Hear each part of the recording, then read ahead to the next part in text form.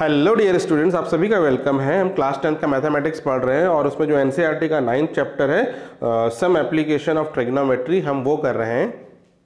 Exercise 9.1 का ये third question है और देखिए इसमें क्या लिखा है। A contractor plans to install 2 slides for children to play in a park for children below 5 years of age. She prefers to have a slide whose top is at a height of 1.5 meter and inclined at an angle of 30 degree to the ground, whereas for elder children she wants to have a steep slide of height 3 meter and inclined 60 degree to the ground. What should be the length of the slide? अब देखिए यहाँ पे क्या है कि एक contractor है, एक पार्क में स्लाइड डिजाइन कर रही है। यहाँ पे शी लिखा है। तो स्लाइड क्या होता है आप जानते हैं, जैसे बच्चे जिसमें खेलते हैं पार्क में, इसको हिंदी में फिसल पट्टी भी बोलते हैं हम, जिसमें फिसल के जाते हैं बच्चे। तो यहाँ पे 2 तरह का स्लाइड बना रही है कॉन्ट्रैक्टर। एक है छोटे बच्चों के लिए जो 5 साल के नीचे है और एक 5 साल से बड़े बच्चों के लिए। अब उसका प्लान क्या है, जो 5 साल से छोटे बच्चे हैं उनके लिए जो स्लाइड की हाइट कम होनी चाहिए और स्लोप भी कम होना चाहिए। तो छोटे बच्चों के लिए कुछ इस तरह का स्लाइड बना रहे हैं। ये इस तरह से ऐसे लिया और ये ऐसे। तो इसकी जो हाइट है 1.5 मीटर है और ये एंगल है 30 डिग्री। ये किसके लिए? For below 5 years of as.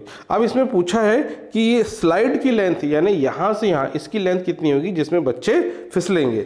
और वैसी एल्डर्स जो है, एल्डर बच्चों के लिए जो है स्लाइड इस तरह से होगा। वो थोड़ी बड़ी स्लाइड होगी, हाइट भी ज़्यादा होगी, एंगल भी ज़्यादा होगा, इस तरह से होगा।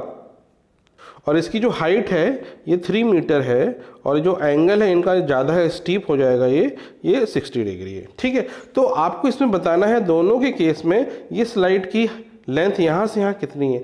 कुल मिला के ये एक राइट एंगल ट्राइंगल बन रहा है और दोनों में आपको हाइपोटेनियस की वैल्यू निकालनी है। ठीक है, तो सबसे पहले हम इसको सॉल्व कर लेते हैं। यहाँ पे आपको हाइपोटेनियस की वैल्यू निकालनी है और ये क्या साइड है, एंगल के सामने दिया हुआ है। तो ये क्या है, ये एक परपेंडिकुलर वाला साइड हो गया। तो हम यहाँ साइन थीटा का फॉर्मूला यूज करके निकालेंगे।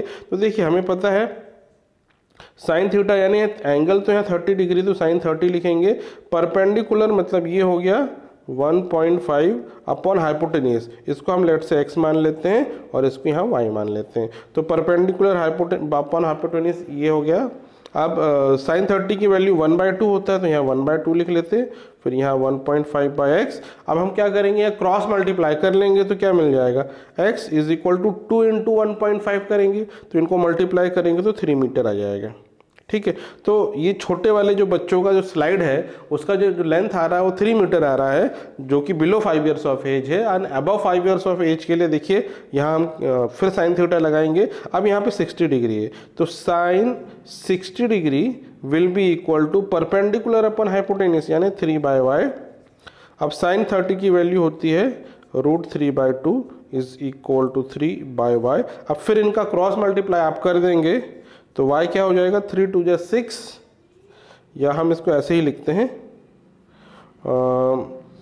2 × 3 लिख लेते हैं डिवाइडेड बाय √3। अब क्योंकि यहाँ डिनोमिनेटर में √3 है, देखिए जब भी डिनोमिनेटर में रूट वाला नंबर आए तो उसको आप रैशनलाइज कर दो। हालांकि नहीं भी करेंगे तो भी आपको मार्क्स मिलता है, but it is standard way answer लिखने का कि हम डिनोमिनेटर से रूट हटाते हैं। तो इसका रैशनलाइजेशन करेंगे, √3 और √3 से मल्टीप्लाई एंड डिवाइड कर देंगे तो क्या होगा, ऊपर क्या हो गया, ऊपर हो गया 2 × 3 × √3, नीचे क्या होगा 3 × 3।